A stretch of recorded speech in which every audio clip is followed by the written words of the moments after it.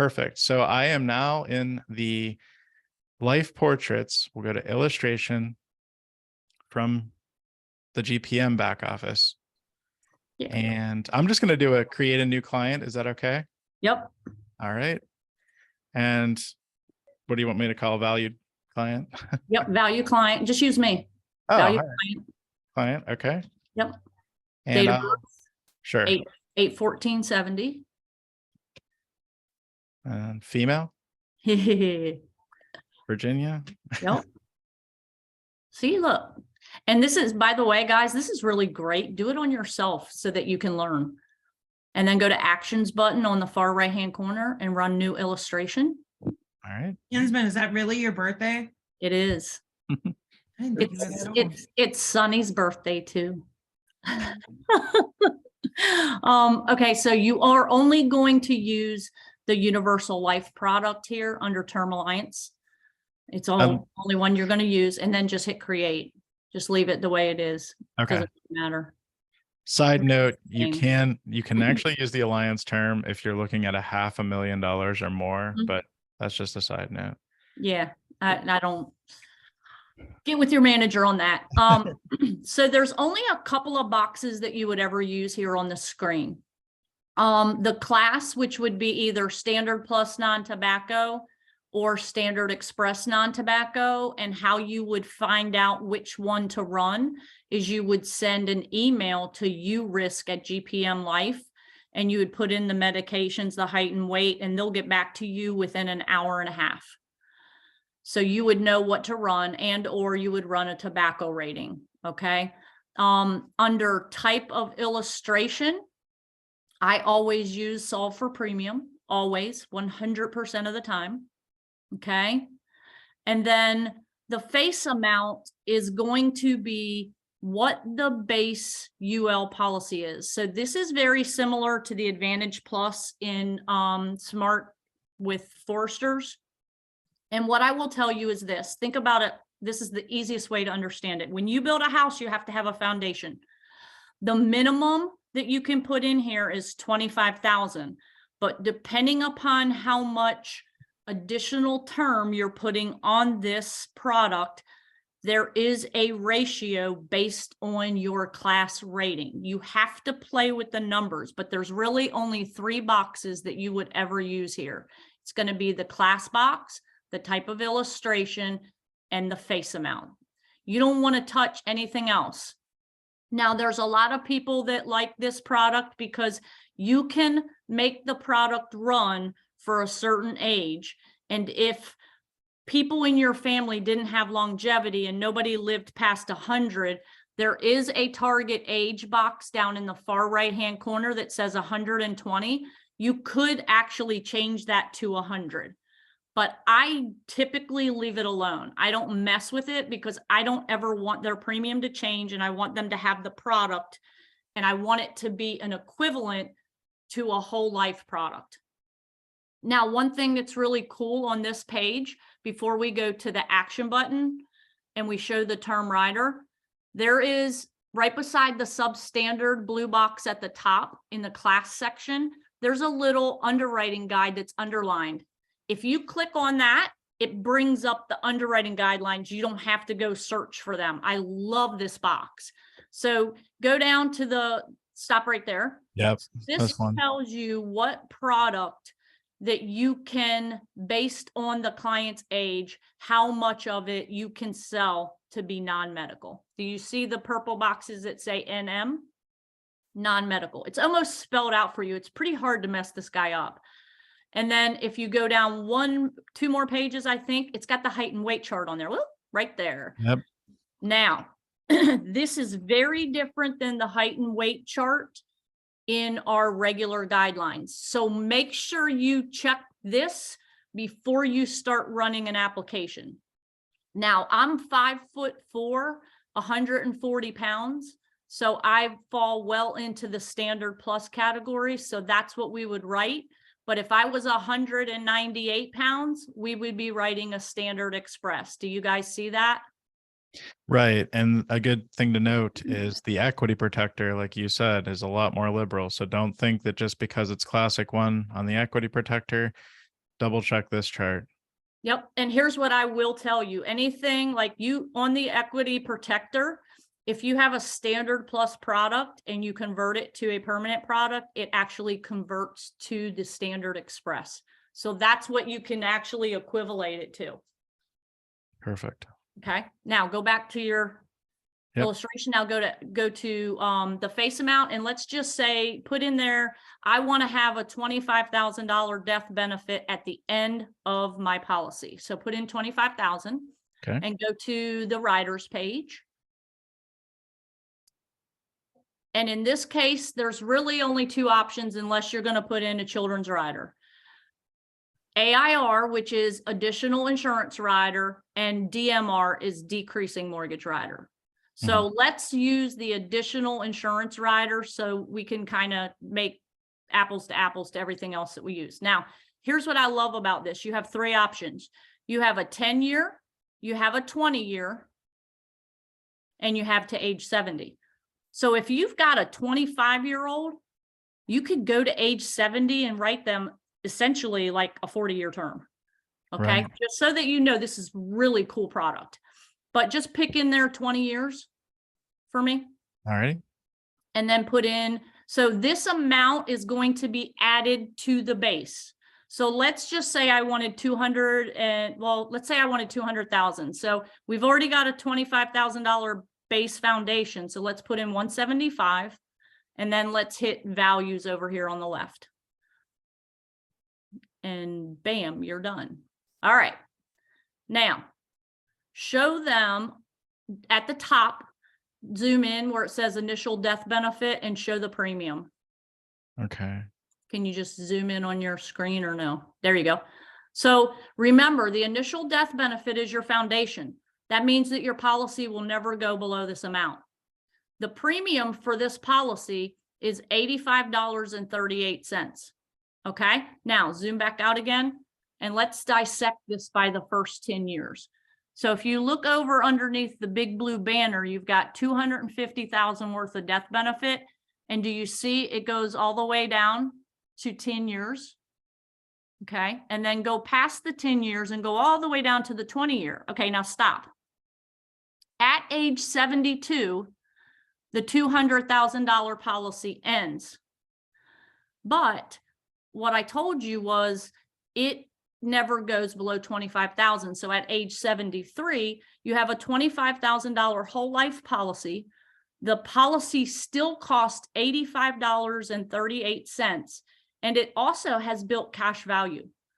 So this is a value product, in my opinion, because now the person doesn't have to go back out and get any more life insurance.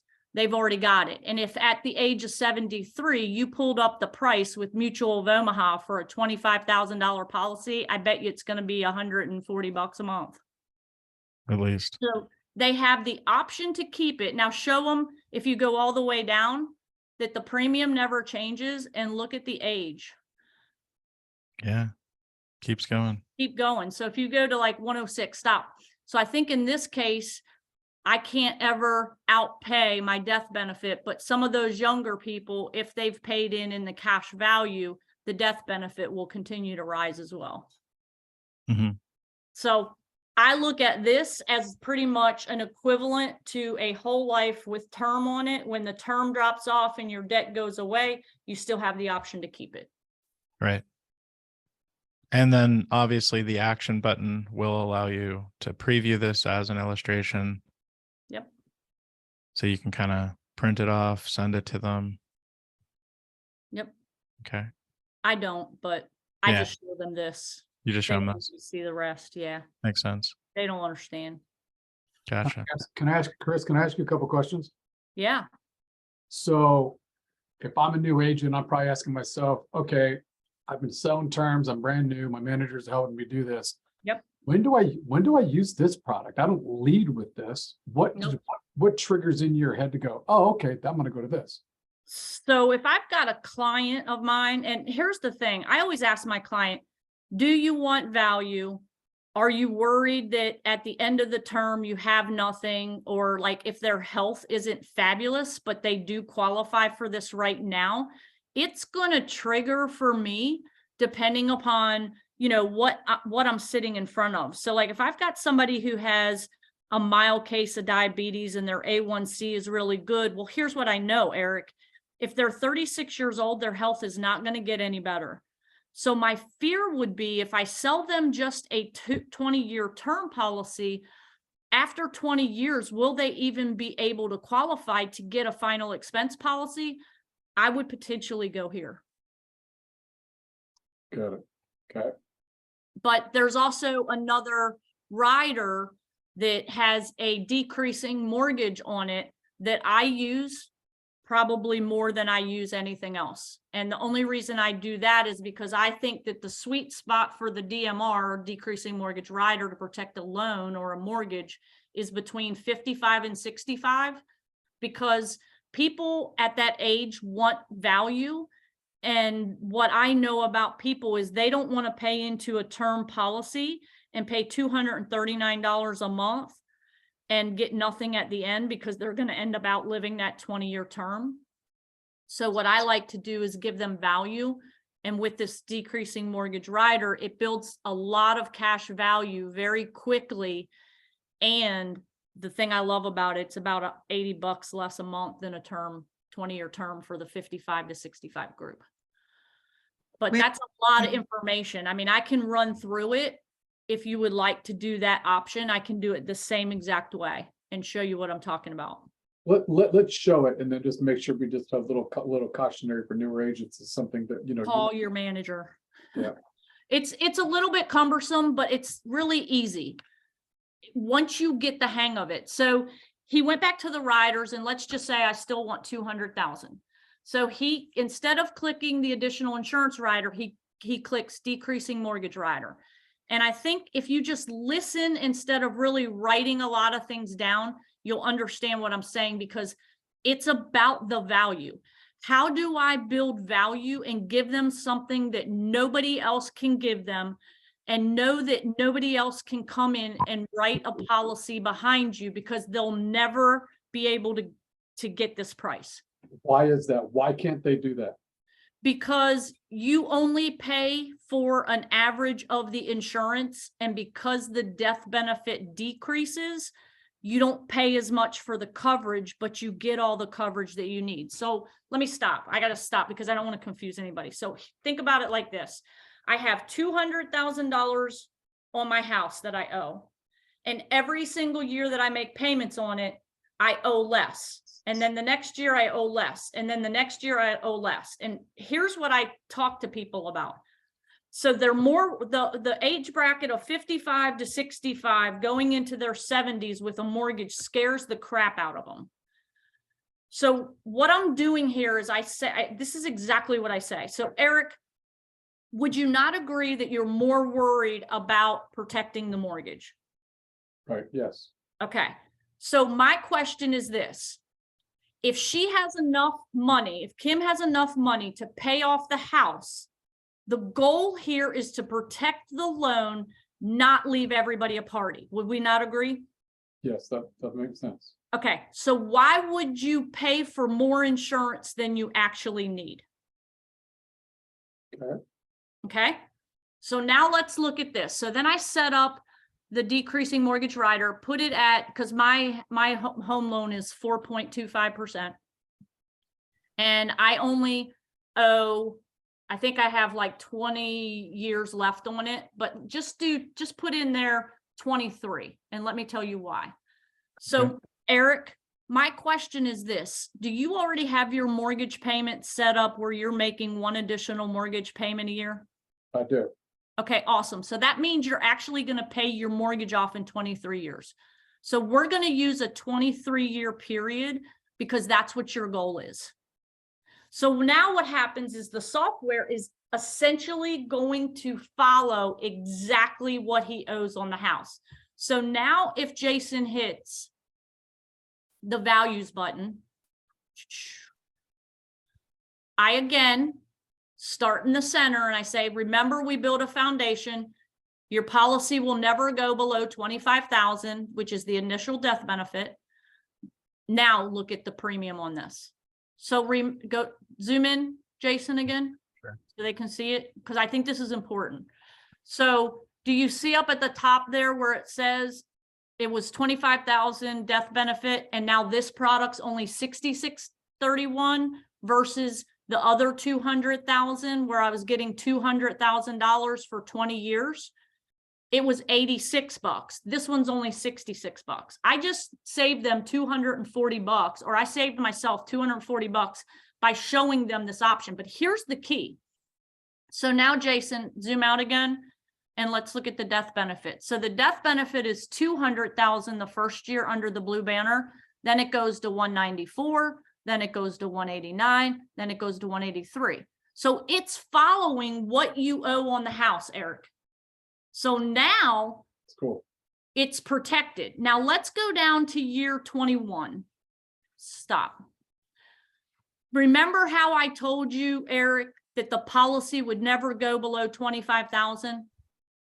Do you see at year 23 where it's 25,000? Yes. You should have your house paid off by then. But here's the kicker. If you decide that you want to keep this policy now as a whole life policy for a burial, you can do that. Or if you decide that you don't want the policy anymore and it's not worth it to you, there is $7,600 worth of cash value in there. And you know what Chris, have you ever done this? And then, so here's what I've done in the past with this particular product. Mr. Jones, let me real quickly on my phone, show you what $25,000 would be. I do. Okay. I do it all the time, but I take it even a step further. So think about this, Eric. So if you were paying, so do it on your calculator for me, okay? So do me a favor and take 6631 and multiply it by 12 months, and you should get 795.72. Okay. Right. Now multiply that by 23 years. 18,301. Now do me a favor and subtract $7,677 from that. 10,624. Okay, now I want you to divide that by 23 years, That's 461. and then I want you to divide that by 12. $38.49. So really, Mr. Valdez, you're really only paying, how much was that again? $38.49. $38.49 a month to protect your wife and to protect this loan. I didn't see any other price that would actually do that for you. That's awesome. And I'm telling you right now, guys, it's sold because you built value into the product that you can't build even in a straight term product. Right. I love it. So Mr. Valdez, I'm sure if you shopped around, you would never find a policy that would cover the full amount of the mortgage that you owe every single year. And I know we're not trying to leave them a party, but wouldn't you say that this has some value to it? It sure does. See, I made him tell me it has value. Always ask a question you know the answer to. Yeah. Okay, I'll take two. And then what you're going to get is, well, what if we did one on my wife? And then you sell both of them. Whereas a lot of times you would only sell one policy in the house. So I'm just saying, the reason I use this is because I don't want to say I use reverse psychology, but I know that the 200,000 was 88 bucks and nobody's going to come in behind me, Eric, and replace that. So Matthew's question is, what about somebody who's older? Yeah. I mean, who only qualifies for like a 10-year term? In here, you can still do the same thing. They'll still take it to 21 years. That's why I use this. 55 probably to 67 is my sweet spot for this product. Love that. And I'm glad we're taping this so people can go back and watch it. Yep. Because you want to make sure. Yep. Yeah. For me, it's been a game changer in my business.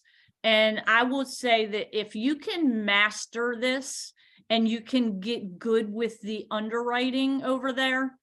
For those of you in New Jersey, I'm sorry to say that you don't have this product, but I do know that it's coming because I did talk to Jay Moyer the other day. I know it's coming. I don't know when, but I do know it is coming. So just hang on to your britches. Love it. Any other questions on this? Rod Williams had one in the chat. He said, does it depend on age if parameds are required? It does. If you go back to that underwriting section that we went to, the underwriting guide, if you pull it up again and you go down, nope, yep, right, Yep. yep. Zoom in on that, Sure. Jason, please. There you go. So do you see all the purple area? I try to stay in the purple area. I'm just saying. I just recently wrote one with $150,000 and it did require the paramed.